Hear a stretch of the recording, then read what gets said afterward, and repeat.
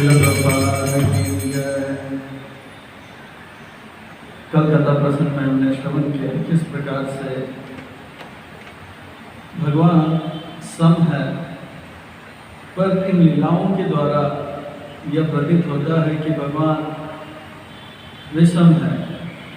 वे देवताओं के प्रति जो है पक्षपात करते हैं और असुरों का वध कर विनाश करते हैं। इस प्रश्न का उत्तर देते हुए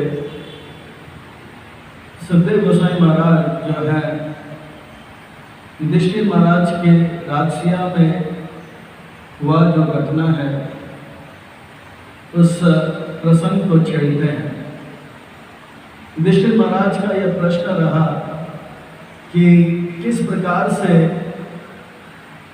ये जो शिशुपाल है, दंतवक्र है, जो कि जन्म से भगवान का निंदा किया करता था, द्वेष किया करता था, द्रोह किया करता था, भगवान के शरीर में किस प्रकार से ज्योति स्वरूप में वो लीन हो गया, साहित्य मुक्ति उनको कैसे प्राप्त हुआ,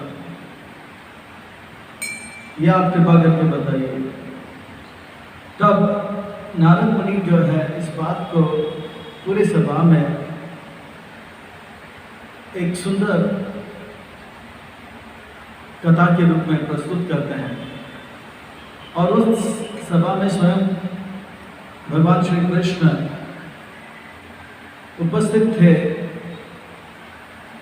और भगवान कृष्ण का ही वहाँ पे यज्ञ हुआ कर जो है गुणगान जो है यज्ञ के रूप में किया जा रहा था, यज्ञ पुरुष के रूप में किया जा रहा था, सबसे श्रेष्ठ पुरुष के रूप में किया जा रहा था।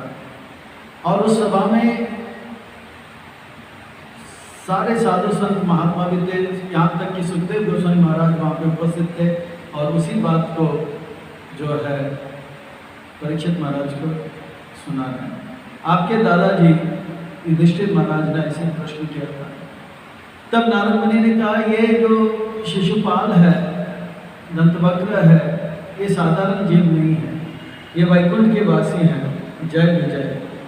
इनका वर्णन करते हुए कैसे उनका पतन हुआ 4 कुमारों के श्राप से भगवान की इच्छा के द्वारा, और यही जो है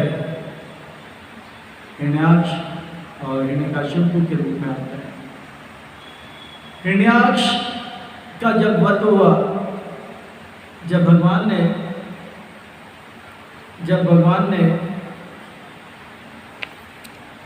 वराह रूप में आकर हिरण्याक्ष का वध किया, तब हिरण्यकशिपु से कहा नहीं गया। वो कहा कि मेरा भाई इतना सुंदर सेवा में लगा था, करता वो दुनिया का सबसे बड़ा चोर। हिरण्याक्ष, हिरण का अर्थ होता है सोना, और जिसका नजर सोने पे होता है पैसा। आज तक हमने छोटे मोटे चोर को देखे, कोई गाड़ी को चुराया हो, कोई मोबाइल चोरी हो, यहाँ तक कि बैंक को चोरी, ये तो पूरा पृथ्वी चोरी करके रसातल पर पड़ता है। दुनिया का सबसे नंबर 1 चोर। पता कितना मेरा प्यारा भाई इसका इसका बदला मैं लूंगा। और हिरण्यकशिपु जो है ऐसा तप किया, ऐसा तप किया, ऐसा तप किया मंडलाचल पर्वत पर, उनके जैसे आज तक किसी ने शायद ही कोई तप किया होगा। पर तप किया भी किस लिए? अपनी तृप्ति के लिए किया, बदला लेने के लिए किया। उस तपस्या में ब्रह्मा जी को आना पड़ा। एक पांव पे खड़े होकर, दाहिने पांव पर खड़े होकर, दाहिने पांव के अंगूठे पर खड़े होकर, दोनों हाथ ऊपर करके, सर ऊपर करके अनेक सालों तक देख रहे थे। इतने सालों तक की चींटियां जो है उनके शरीर को खा गए, चमड़ी को खा गया, मांस और रक्त को पी लिया, और चींटियों का पर्वत रह गया। और वो ओम ब्रह्माय नमः करते रहा। ब्रह्मा जी आए, अपने पुत्रों सहित आए, महर्षि क्या बोला कि तपस्या करना है तो सीखो, इनसे सीखो, असुर से सीखो। ब्रह्मा जी ढूंढते रहे मंडलाचल पर्वत में, कहाँ पे है हिरण्यकशिपु, मिल नहीं रहे थे। तो भगवान को पता लगा जहाँ से ज़्यादा गर्मी आ रही थी, आवाज़ थोड़ा सा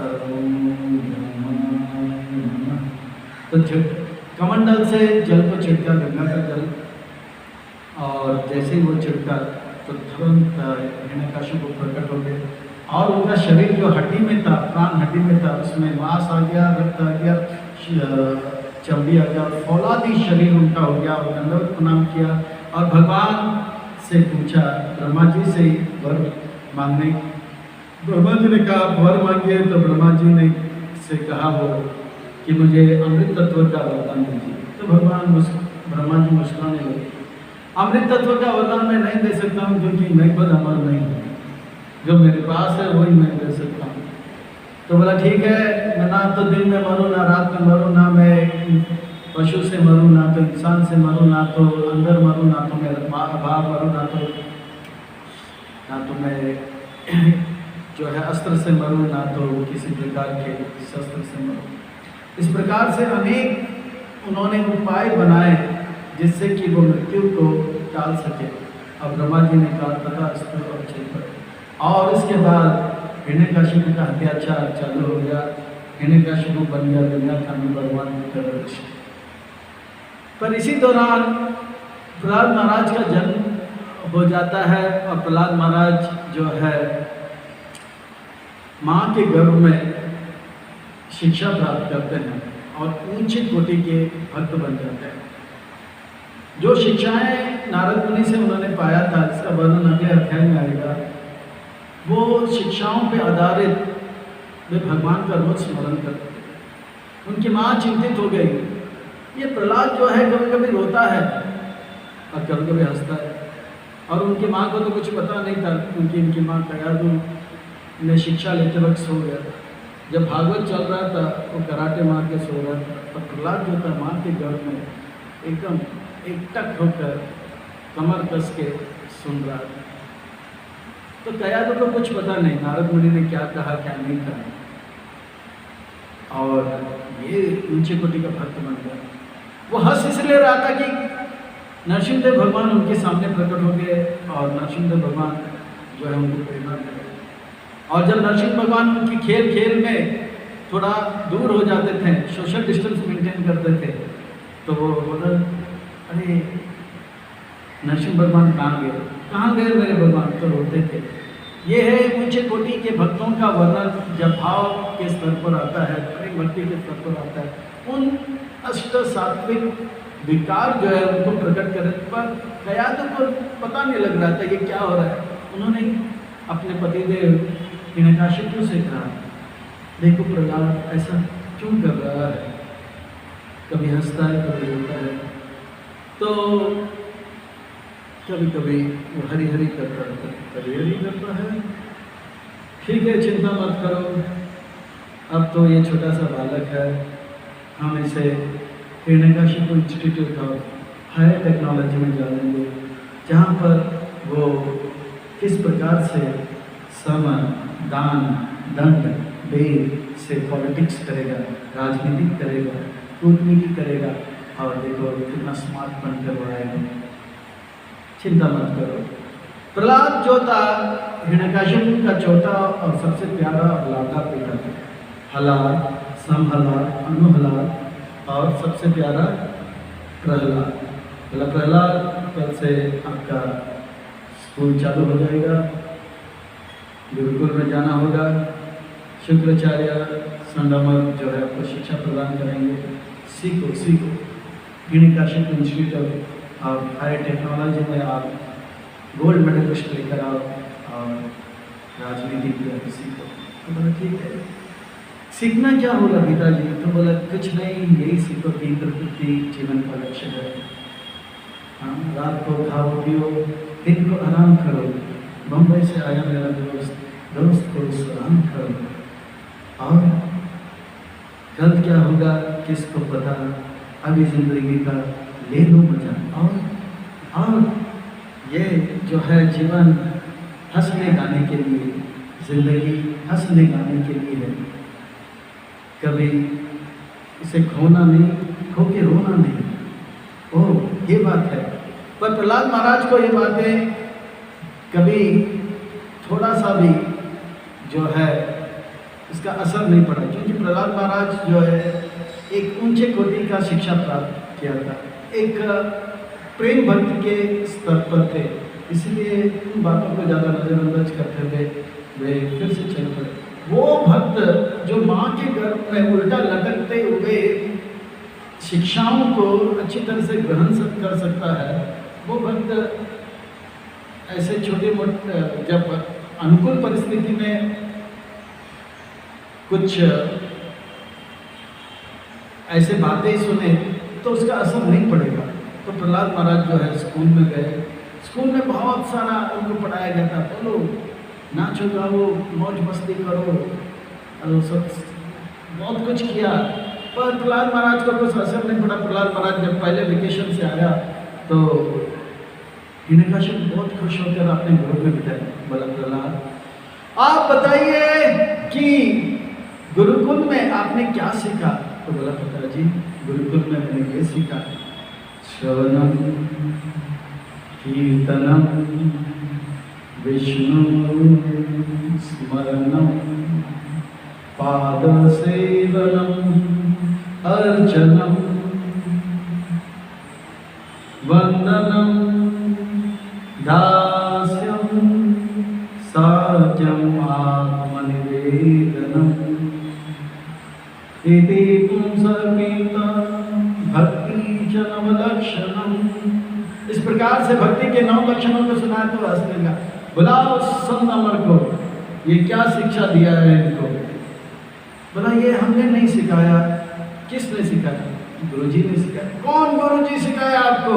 लगता है कि हमारे Hiranyakashipu institute of higher technology में कुछ वैष्णव जो है वेश बदलकर बच्चों को सिलेबस के बाहर की शिक्षाएं सिखा रहे हैं। कड़ी निगरानी हो और फिर से इनको शिक्षा दो। फिर से इनको जब शिक्षा दिया गया था, अगले वेकेशन में जब आया तो बोला अब आप क्या सीखे? तब वो बोले कि पिताजी जीवन का लक्ष्य यह है कि हम जो है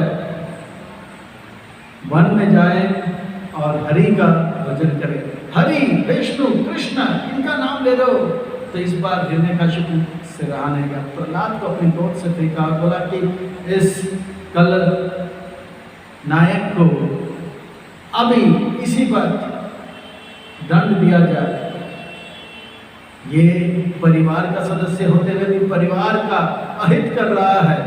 जिस प्रकार से हाथ में अगर जहर बढ़ जाता है, उस हाथ को काटना अनुकूल है, इससे शरीर बदल जाता है। इसी प्रकार से परिवार का एक सदस्य बिगड़ जाता है, परिवार को बचाने के लिए इस सदस्य को मारा जाएगा। तो प्रहलाद को पहाड़ से फेंका गया था, प्रहलाद फिर से प्रहलाद को उबलता हुआ कढ़ाई में तेल के गरम तेल में फेंका गया था, प्रहलाद फिर से स्विमिंग करके आ गया। प्रहलाद को जहरीले सांपों से मारने का प्रयास किया गया, फिर से आ गया। हाथियों को नीचे कुचल कर मारने का प्रयास किया, फिर से वो जिंदा आ गया। होलिका जो है हिरण्यकशिपु की बहन, उसे आग में लेकर गई थी, होलिका खुद जलकर आया। अब हिरण्यकशिपु परेशान हो गया और सोचा ये क्या हो रहा है? ब्रह्मा जी ने जो वर दिया है वो वर मुझे दिया है या मेरे बेटे को दिया है? ना तो वो दिन में मर रहा है, ना तो रात को मर रहा है, ना तो अंदर मर रहा है, ना तो बाहर मर रहा है, ना तो वो ऊपर मर रहा है, ना तो नीचे मर रहा है, ना तो आकाश में मर रहा है, ना तो पानी में मर रहा है। ये वर मुझे दिया है, किसको दिया? टेंशन ना।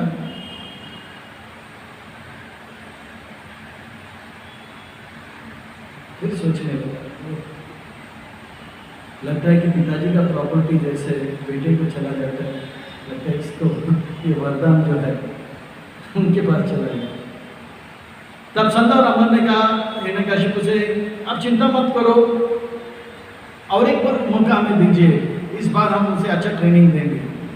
अब प्रहलाद महाराज को फिर से Hiranyakashipu institute of higher technology में लेकर गए थे और एक दिन की बात है, गुरुकुल में संत और अमर जो है कुछ काम के लिए बाहर गए थे।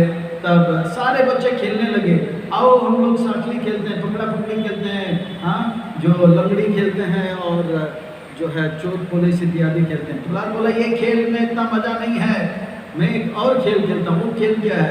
वो खेल है हरिनाम संकीर्तन।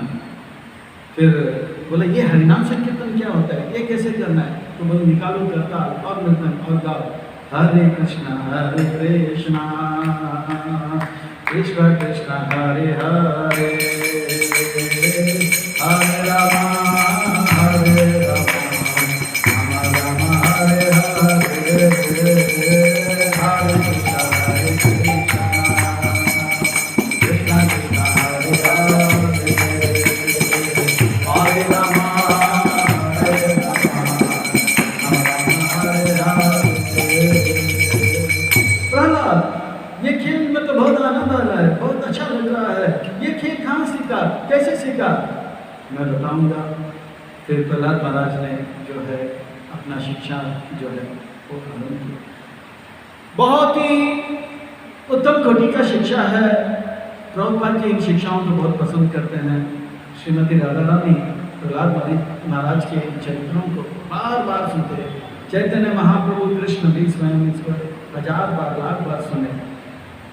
और ये जो संदेश है ये दुनिया का सबसे पहला यूथ प्रीचिंग प्रोग्राम था, ये दुनिया का सबसे पहला कॉलेज प्रीचिंग प्रोग्राम था, ये दुनिया का सबसे पहला चिल्ड्रन प्रीचिंग प्रोग्राम था, और ये दुनिया का सबसे पहला स्कूल प्रीचिंग प्रोग्राम था।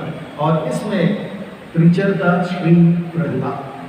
प्रहलाद ऐसे उन्नत कोटि के भक्त हुए जिनका गुणगान पूरे सभा में उनके गुरुदेव नारद मुनि कर रहे हैं। प्राय शिष्य का कर्तव्य होता है गुरु का गुणगान करे। धन्य है वो शिष्य जिनका गुणगान गुरुदेव करे। प्रहलाद उन शिष्यों के कोटियों में आते हैं जो कि गुरु को प्रसन्न करते, गुरुदेव उनका गुणगान करने में प्रसन्नता का अनुभव करते हैं। ऐसे नीचे कोटि के जो है भक्त के मुख से एक सुंदर प्रवचन।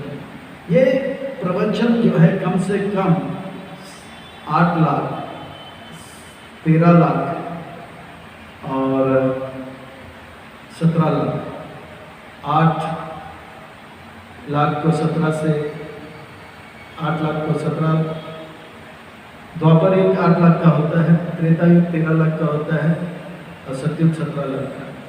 तो ये सब मिलाकर कम से कम 30 लाख साल पहले की ये प्रवचन आज भी उतना ही ताज़ा है और उतना ही बहुत ही सक्षम है और बहुत ही जो है बल है इसके अंदर। आज भी ये प्रवचन को लोग सुन लेते हैं तो उनका जीवन पूरी तरह से बदल जाता है। भक्ति से रचा पचा हुआ है, आध्यात्मिकता से रचा पचा हुआ, बहुत ही पावन पवित्र या प्रवचन है, जिस प्रवचन को सुन के सारे भक्त कीर्तन में नाचने गाने लगे। अब जो है ये सुंदर प्रवचन आरंभ है। श्री प्रहलाद वाच। सुंदर प्रहलाद ने कहा, श्री का अर्थ होता है सुंदर। सुंदर इसीलिए क्योंकि प्रहलाद जो है सुंदर है। क्यों? क्योंकि वो भगवान श्याम सुंदर का जो भजन कर रहा था, भक्त कर, इसलिए सुंदर। प्रहलाद का अर्थ होता है, हलाद का अर्थ होता है आनंद सुख, और प्रहलाद का अर्थ होता है प्रकृष्ट रूपेणा, जो बहुत भक्ति में आनंद का अनुभव करता है, वो है प्रहलाद। प्रहलाद वाचा कौमराचरे प्राज्ञ धर्मं भागवतमिह दुर्लभं मानुष जन्म तदापि अध्रुवं वर्तताम्। बहुत सुंदर बात कर रहे हैं प्रहलाद महाराज। ठीक जीवन के लक्ष्य के बारे में उन दायित्वों को करें जो नाचने गाने में लगे हुए थे, जो लोग जो है केवल इंद्र तृप्ति में लगे थे, जो लोग केवल कुटी मीठी ईर्ष्या में लगे हुए थे, उनसे करें तो प्रज्ञो। आप सब जानिए कि जो बुद्धिमान होते हैं, प्रज्ञ होते हैं, ज्ञ का अर्थ होता है ज्ञानी, बुद्धिमान। और प्रज्ञा करते तो बहुत बुद्धिशाली जो होता है वो क्या करता है, कौमार अवस्था में, बचपन में, यानी कि 5 साल से पहले की अवस्था में जो है धर्मम भागवत इह, धर्म, कौन सा धर्म, भागवत धर्म का आचरण करने लग जाता है, भागवत धर्म को अपने जीवन में उतारने लग जाता है। ध्यान में देने वाली बात है, जो बुद्धिमान है, प्रहलाद महाराज कहते हैं कौमाराचर प्रज्ञा, वो ये नहीं कहते यौवनम आचर प्रज्ञा, और ये भी नहीं कहते कैशोरम आचर प्रज्ञा, और ये भी नहीं कहते जरा वृद्ध अवस्था आचर प्रज्ञा, वो बोलते कौमारा आचर प्रज्ञा, यानी कि बचपन में जब आयु केवल 5 साल का होता है तब से क्या करना है, आचरण प्रज्ञा। बुद्धिमान व्यक्ति वो धर्म का पालन करता है। कौन सा धर्म, धर्म भी बहुत सारा धर्म है, इंद्र तृप्ति का एक धर्म है, भोग करने का एक धर्म है, स्वर्ग जाने का एक धर्म है, पर कौन सा धर्म, कहते हैं धर्मम भागवत इह। इस मनुष्य जीवन में, इस मनुष्य शरीर में हमको क्या करना है, कौमार आचरण प्रज्ञा। कौमार अवस्था में 5 साल की आयु में, आजकल बच्चे लोग 5 साल की आयु में क्या करते हैं, कंप्यूटर सीखते हैं, है ना, मोबाइल में गीत सुनते हैं, कृष्ण शिष्य प्रभु मोबाइल पे कीर्तन सुनते हैं, कीर्तन। तो मोबाइल में बड़े बड़े काम करते हैं, पर ये सीखो ना सीखो, पर प्रहलाद महाराज कह रहे हैं कौमारा आचरण प्रज्ञा धर्मम भागवत इह। और ये प्रहलाद महाराज को अधिकार है ये कहने का, क्योंकि प्रहलाद महाराज बचपन में नहीं, माँ के गर्भ में शिक्षा लेकर आए थे, इसलिए प्रहलाद महाराज की बातों में बल है, दम है। जो करते हैं वही कहते हैं, जो करते हैं वही हम कहते हैं, तो उस बातों में बल होता है। और प्रहलाद महाराज के इन बातों में वास्तव में बल है, क्योंकि ये जितने भी बच्चे थे, ये प्रवचन के बाद तिलक लगाकर, कंठी माला लगाकर नाचने लगे, गाने लगे। हिरण्यकाशिपु इंस्टीट्यूट ऑफ हायर टेक्नोलॉजी हो गया हिरण्यकाशिपु इंस्टीट्यूट ऑफ वैष्णव एजुकेशन, ऐसा हो गया, पूरा वैष्णव शिक्षा प्राप्त करना। तो इस प्रकार से धर्मम भागवत इह, तो बोलता है क्यों कौमार अवस्था में ये करना है, तो कहते हैं दुर्लभ मानुष जन्म। वो बोलते हैं कि ठीक है, इस जन्म में ही क्यों करना है, हम सबको मालूम है आत्मा अमर है, अगले जन्म। तो बोलता है ये मनुष्य धर्म जो है दुर्लभ है, कोई गारंटी नहीं है कि अगला जन्म मनुष्य का होगा, इसलिए यह अभी इस मनुष्य शरीर में हमको क्या करना है, भगवान का भक्ति करना है, भजन करना है, कीर्तन करना है। ये मनुष्य जन्म जो है बहुत ही दुर्लभ है, ये बार बार हमें नहीं मिलने वाला, और कोई गारंटी नहीं है कि ये जन्म छूटा तो अगला जन्म में हमको मनुष्य जन्म मिलेगा, फिर मनुष्य जन्म मिलेगा, ये कोई गारंटी नहीं है। कोई हमको ये गारंटी नहीं दे सकता है कि हम लोग जो है फिर से मनुष्य जन्म को प्राप्त करेंगे। इसीलिए तो बोलते हैं कि ठीक है, मनुष्य जन्म मान लो कि नहीं मिल रहा है, तो हम लोग यौवन, कैशोर या बुढ़ापा में ये भक्ति करेंगे, तो कहते हैं तदापि अग्रमर्ते राम, कहते हैं कि यद्यपि हम लोग जो है ये मनुष्य जन्म लिए हैं, पर कोई गारंटी नहीं है कि हम लंबे समय तक जिएंगे। ऐसा कोई गारंटी नहीं है कि हम कल देखेंगे, ऐसा कोई गारंटी नहीं है कि हम बुढ़ापा देखेंगे।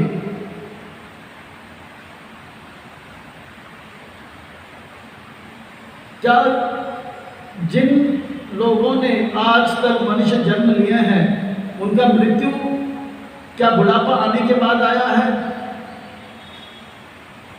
क्या मनुष्य जन्म में ऐसा नहीं हुआ कि कोई छोटा सा बच्चा है और बच्चा का देहांतर हो गया, यौवन अवस्था में देहांतर हो गया, या जो कि वो थोड़ा सा जवान हो गया तब उनका देहांतर हुआ? केवल बुढ़ापा के बाद ही मृत्यु आएगा ऐसा क्या गारंटी है? तो बोलते नहीं, कोई गारंटी, अध्रुवम, कोई गारंटी। ध्रुव का अर्थ है गारंटी, पक्का। ध्रुव महाराज एकदम पक्का होता है। अध्रुवम का अर्थ कोई पक्का नहीं है कि हम लोग यौवन अवस्था को देखेंगे, कि हम लोग बुढ़ापा को देखेंगे। पर ये मृत्यु आने से पहले धर्म का पालन करें। ये मनुष्य जन्म जो है बहुत ही विशेष है। क्यों ये मनुष्य जन्म बहुत विशेष है? तो कहते हैं कि ये मनुष्य जन्म में भगवान ने उस जीव को ऐसा शरीर दिया है जिससे वह भगवान को समझ सके। भगवान ने जब मनुष्य शरीर बनाया तो अपने जैसे बनाया, ताकि वो भगवान जैसे बनाए, ताकि वो भगवान के अच्छे भक्त बने।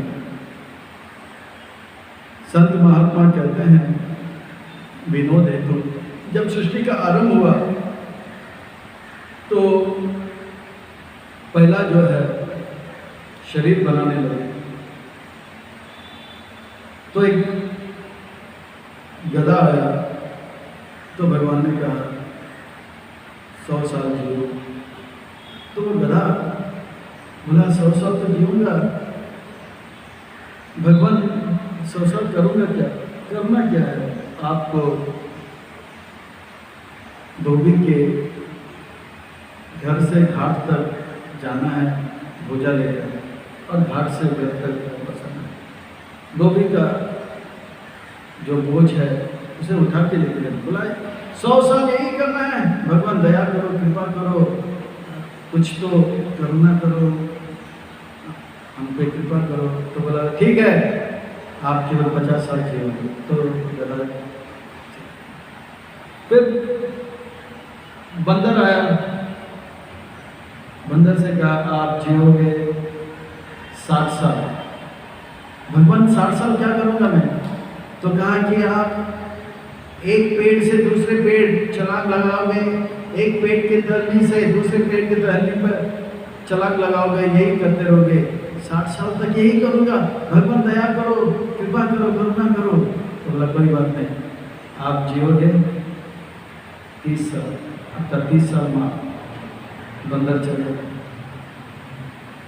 फिर आया कुत्ता से बोला आप जियोगे 30 साल, तो करेंगे क्या? बोला कि मालिक के सूखे चपाती खाओगे और भौंकोगे, कोई भी आया तो भौंकोगे, कोई जाएगा भौंकोगे, यही करूँगा 30 साल तक भगवान, और कोई रास्ता नहीं है, दया करो, कृपा करो। बोला कोई बात नहीं, 15 साल जियोगे।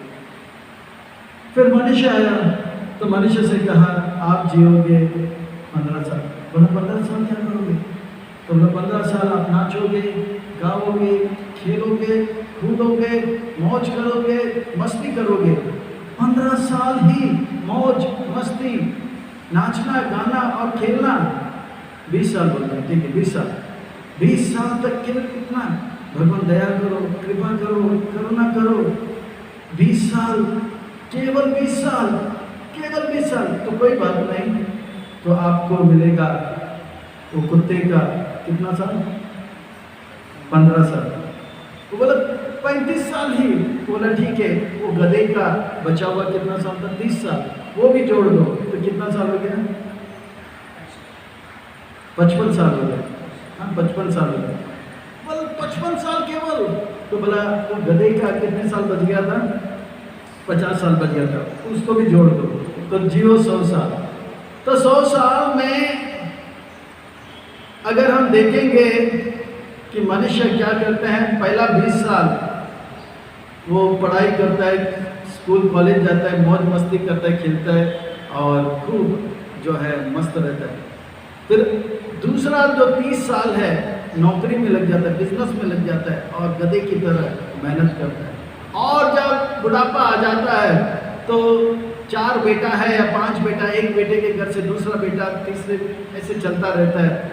हाँ बंदर की तरह वो एक बेटे के घर से दूसरे बेटे के घर। और जब बहुत ही वृद्ध हो जाता है तो एक बेटे के घर पे रहता है, सूखा चपाती खाता रहता है और कोई भी आता है तो चिल्लाता रहता है, कुत्ता जैसा। तो ये हो गया मनुष्य जीवन का 100 साल का गिनती। पर ये जो मनुष्य जीवन जो है इसलिए नहीं है। ये मनुष्य जीवन में अगर हम थोड़ा सा भी अगर हम असावधानी बरतेंगे तो ये मनुष्य जीवन जो है छूट जाएगा और हम जो है अपने लक्ष्य से वंचित हो जाएंगे। बोलते हैं ये बहुत ही दुर्लभ है। साथ ही साथ इसमें एक खासियत है, अगर इस मनुष्य जीवन का सदुपयोग करेंगे तो हम अर्धेदाम का अर्थ होता है कि हम जो है सबसे ऊंचे कोटि का जो है लाभ प्राप्त करेंगे। अर्थ का अर्थ होता है पुरुषार्थ क्या है? धर्म, अर्थ, काम और मोक्ष। पर अर्धेधाम का अर्थ होता है पंचम पुरुषार्थ, प्रेमोपमार्थ महान। भगवान का भक्ति प्राप्त करने के लिए ये जो मनुष्य जीवन है बहुत ही अनुकूल है। इसलिए कौमार अवस्था में कौमार आचरत प्रज्ञो धर्मं भागवत इह दुर्लभम मानुष जन्म तदापि अध्रुवम अर्धेदाम। अगर इसका सदुपयोग करेंगे ऐसा सुख हमें मिलेगा, जो भक्ति के माध्यम से जो सुख है वो आनंद है। जिस सुख का वर्णन चैतन्य महाप्रभु करते हैं, आनंदम अम्बुदि वर्धनम प्रतिपदम पूर्णामृत आस्वादनम। हर पल, हर क्षण, हर कदम बढ़ने वाला जो सुख है, उस प्रकार का जो सुख है, ये प्राप्त करने में ये मनुष्य शरीर जो है बहुत अनुकूल है। तो ये बच्चे पूछते हैं कि ठीक है, आप कहते हो धर्मम भागवत की है, पर भगवान कौन है और ये भक्ति कैसे करना है? तो कहते हैं यथा ही पुरुषस्य इह विष्णु पादोपसर्पणम यदेश सर्वभूतानां प्रिय आत्मा ईश्वर सुहे। वो कहते हैं कि यदा ये जो मनुष्य शरीर है जो हमें मिला है, ये शरीर जो है इसमें अगर हम भगवान का भक्ति करेंगे, ये भक्ति से हम भौतिक जगत से आध्यात्मिक जगत जाएंगे, जिस जगत में जो है सुख ही सुख है। तो भगवान कौन है? तो कहते हैं कि पुरुषस्य यह, कहते हैं कि विष्णु भगवान है। और उस विष्णु का भक्ति कैसे करना है? कहते हैं कि विष्णु पाद उपसर्पणम। ये भक्ति को हमें ऐसा करना है, यानी कि उपसर्पणम का अर्थ होता है जिस प्रकार से जो एक सर्प है, सर्प के पास पांव नहीं है, फिर भी वो सर तेज गति से अपने गंतव्य की ओर प्रस्थान करता है। सर इसी प्रकार से ये मनुष्य जन्म मिला है। इसमें भक्ति करने के लिए चाहे परिस्थिति अनुकूल हो या नहीं हो, फिर भी भगवान के प्रति हमारा जो गंतव्य है, भगवान के प्रेम भक्ति को प्राप्त करने के लिए हमें जो है तेज गति से जाना चाहिए। अर्थात मन को, बुद्धि को, शरीर में जितना भी बल शक्ति भगवान ने दिया उसे लगाकर भगवान के प्रेम भक्ति को प्राप्त करने के लिए लगा देना चाहिए। यह है विष्णु उप सर्पणम। सर तेज गति से जाना चाहिए, तीव्र भक्ति करना चाहिए। चाहे कोई, जैसे हम ब्रह्मचारी आश्रम में हैं तो हमें चाहिए कि मंगल आरती में, जपा में, भागवत क्लास में, सेवा में जितना तन में भगवान ने शरीर शक्ति दिया है, मन में शक्ति दिया है, बुद्धि दिया है, पूरा लगाकर जो है भगवान को प्रसन्न करने का प्रयास करना चाहिए, पूरा बल लगाना चाहिए। कृष्ण प्रेम प्राप्त करने के लिए जो है ये जीवन को लगा देना चाहिए। विष्णु जिस प्रकार से जो है गोपियाँ जो है वह भगवान को प्राप्त करने के लिए जो है हर विपरीत और प्रतिकूल परिस्थिति में भी भगवान से प्रेम करने के लिए अलग अलग उपाय ढूंढते हैं। चाहे हम ये दैत्य अगर कहे कि हमारा जन्म जो है असुरों कुल में हुआ है, हम लोग जो है हमारे जो है पहचान के लोग जो वो भी असुर हैं, हम कैसे भक्ति कर सकते हैं? चाहे हमारा जन्म असुर कुल में हो या हमारा गुरु जन असुर हो, चाहे हमारे रिश्तेदार असुर हो, कुछ भी हो, हर विपरीत परिस्थिति में अगर हम भगवान का भक्ति करने के लिए तीव्रता से लग जाएंगे, वो भक्ति को हम प्राप्त करेंगे। इस मनुष्य शरीर में हमें केवल एक ही कार्य करना है, वो है कि तीव्रता से भगवान को प्राप्त करने का प्रयास करने का, कृष्ण प्रेम को प्राप्त करने के लिए लगाना चाहिए। क्यों? तो कहते हैं यदेश सर्वभूतानां, 3 कारण बताते हैं विष्णु से प्रेम क्यों करना चाहिए, औरों से प्रेम क्यों नहीं करना चाहिए। तो कहते हैं यदेश सर्वभूतानां प्रिय आत्मा ईश्वरे सुहे। वो कहते हैं कि विष्णु जो है वो हम सबके प्रिय हैं, क्योंकि विष्णु से प्रेम करके ही हमें सुख मिलेगा। हमारे जीवन का लक्ष्य क्या है, हम जो भी करते हैं क्यों करते हैं, सुख प्राप्त करने के लिए। और भगवान जो है सुख का, आनंद का घन है, स्रोत है, आनंद का मूर्ति है। और उन भगवान से अगर जब तक हम संबंध जब बनाएंगे तो हमें सुख प्राप्त होगा। हम सुख के लिए जो कुछ भी कर रहे हैं हम सुख के लिए कर रहे हैं। तो एक बच्चा स्कूल जाता है, खेलने जाता है, या माँ घर में जो है ठीक रखती है, वो किस लिए? कोई पुरुष जो है नौकरी करता है, बिजनेस करता है, किस लिए? ताकि धन मिलेगा। धन मिलके क्या करेगा? सुख सुविधा निकालेंगे। सुविधा और सुख से क्या प्राप्त करने, क्यों प्राप्त करना चाहते हैं? ताकि मन को शांति मिले, सुख मिले। लक्ष्य सुख प्राप्त करने का। अगर वो सुख जो है कृष्ण का संपत्ति है, और वो सुख तब मिलेगा जब हम कृष्ण का भक्ति करेंगे। इसीलिए हमें भक्ति करना। तो कृष्ण कोई हम ढूंढ रहे हैं। जैसे कल हमने बताया कि बच्चा जो है जन्म लेते ही अपनी माँ से प्रेम करता है, फिर पिता से प्रेम करता है, फिर वो जो है सुख ढूंढ रहा है, हर रिश्ते में सुख ढूंढ रहा है। पर वो रिश्ता तब तक बदलता जाएगा जब तक वो भगवान से अपना संबंध नहीं बनाएगा। और जब भगवान मिल जाएगा तो उसको परम सुख मिलेगा।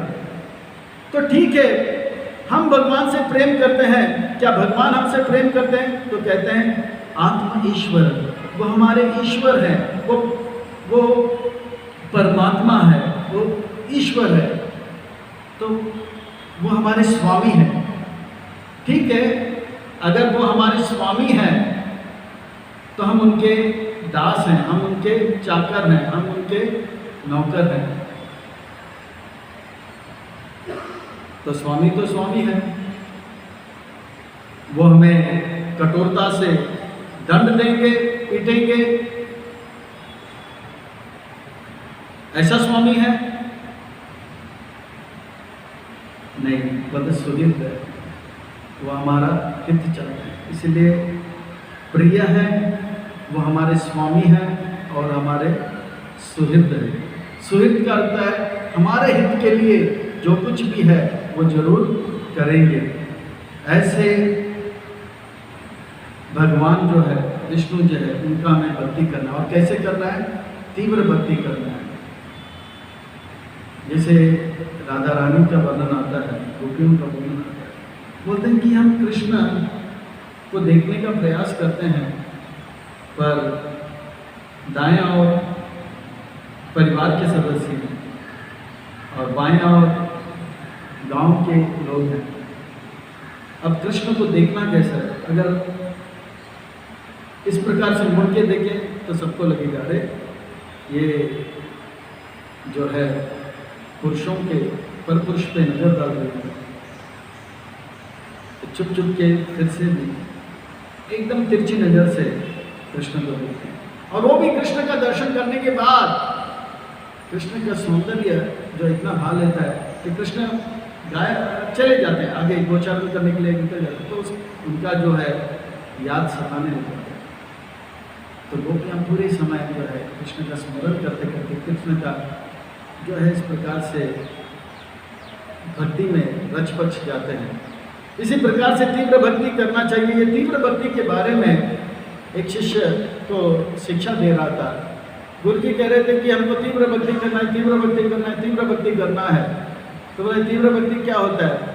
बोले तीव्र भक्ति का अर्थ होता है कि हमारे शरीर में जितने भी बल है, ताकत है, वो सबको लगा के भगवान का भक्ति करना चाहिए। फिर भी समझ में नहीं। तीव्र भक्ति का अर्थ होता है जिस प्रकार से जो है पंछी का बच्चा जो है घोंसला में होता है और उनकी माँ चली जाती है, तो वो बच्चा अपनी माँ के लिए जिस प्रकार से तरसता है, उस प्रकार से हमें तरसना चाहिए। उसे बोलते तीव्र भक्ति।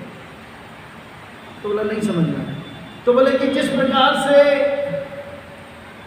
गाय का बछड़ा, गाय अपनी माँ जब चले जाते हैं तो माँ माँ करके पुकारती है, माँ के लिए तरसती है। उस प्रकार का जो तरस आता है, तड़प आता है भगवान के लिए, वो है तीव्र भक्ति। तो बोले गुरु जी फिर भी कुछ समझ में नहीं आ रहा। तो बोले कोई बात नहीं। जिस प्रकार से एक पतिव्रता स्त्री, उनका पतिदेव जब परदेश चला जाता है, दूर चला जाता है, वो पतिव्रता स्त्री जो है अपने पति के लिए तड़पने लग जाती है। वो तड़प जो है, वो तड़प जब आएगा, उस प्रकार का तड़प जो है वो तीव्र भक्ति है। गुरुदेव कुछ समझ नहीं आया।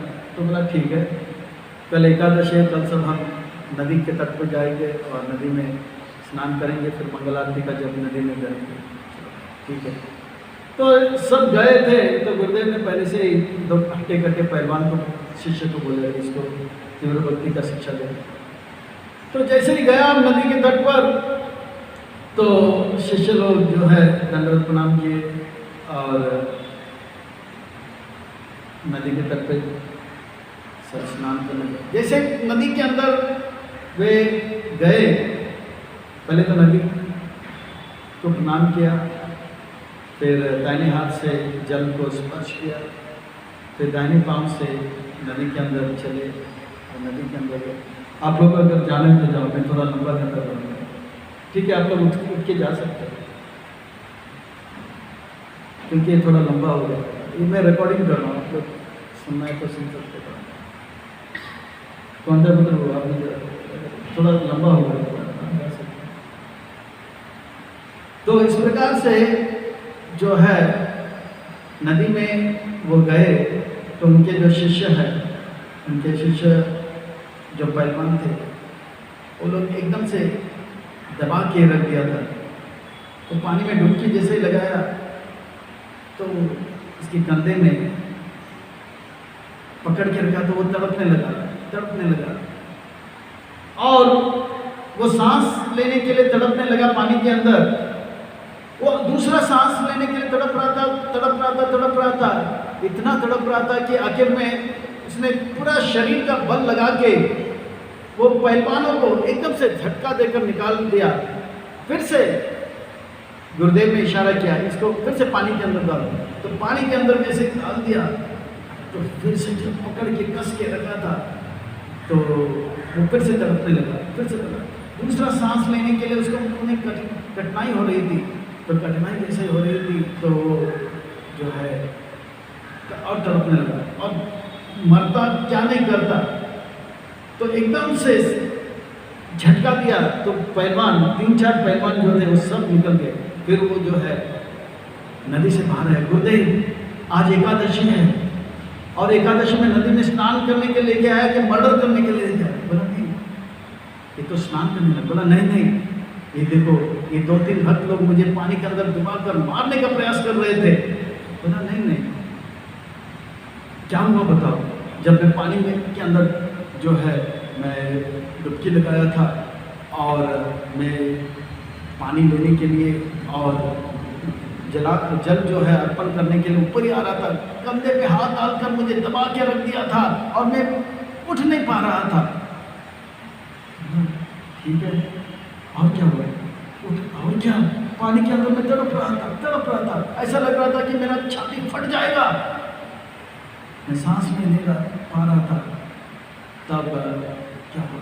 पर मरता क्या नहीं करता, तुमने झटका देकर उनको गिरा दिया। पता नहीं कहाँ से बना, मेरे अंदर वो तड़प आया, मैं तड़पने लगा अगली सांस लेने के लिए। तब बोलने लगा जिस प्रकार का जो तड़प था अगले सांस लेने के लिए, और उस तड़प के कारण आपने पहलवानों को गिरा दिया, उस प्रकार का जो तड़प जब भगवान को प्राप्त करने के लिए होगा, उस प्रकार का जो तड़प को कहते हैं तीव्र भक्ति।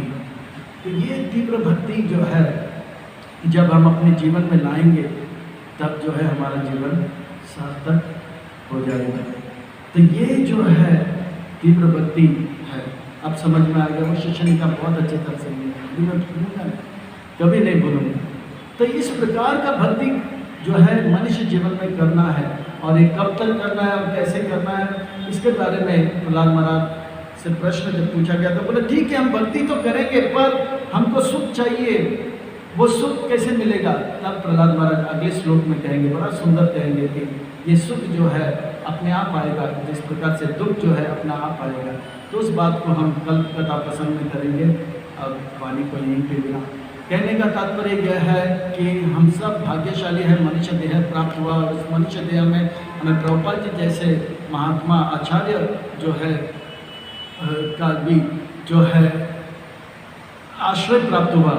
तो इसका पूरा लाभ लेने का अर्थ होता है कि ऐसे प्रभुपाद जी को प्रसन्न करने के लिए अपने जीवन को लगाना चाहिए, और प्रभुपाद जी को प्रसन्न करने का सबसे आसान मार्ग है, प्रभुपाद जी स्वयं कहते हैं अगर कोई उनका ग्रंथ का अध्ययन करे, ग्रंथों का वितरण करे, प्रभुपाद जी प्रसन्न हो जाते हैं। प्रभुपाद जी अनेक बार कहे और दिखलाया भी है अपने जीवन में। अगर कोई उनके शिष्य प्रभुपाद जी के ग्रंथ प्रभुपाद जी के सामने पढ़ रहे हैं तो प्रभुपाद जी अति प्रसन्न होते थे। इसी प्रकार से वही ग्रंथ हमारे पास भी है और वही प्रभुपाद जी हमारे साथ है। अगर हम प्रभुपाद जी के ग्रंथ पढ़ेंगे तो प्रभुपाद जी जरूर प्रसन्न हो जाएंगे और उनका कृपा हमारे ऊपर होगा और हमारा जीवन सार्थक होगा। तो ये जो जीवन हमें मिला है इसमें हमें जो है तीव्र भक्ति करना है और प्रभुपाद जी को प्रसन्न करने के लिए प्रभुपाद जी के ग्रंथों को अच्छी तरह से पढ़ना है और जो है 16 माला का जप जो है तीव्रता से करना है।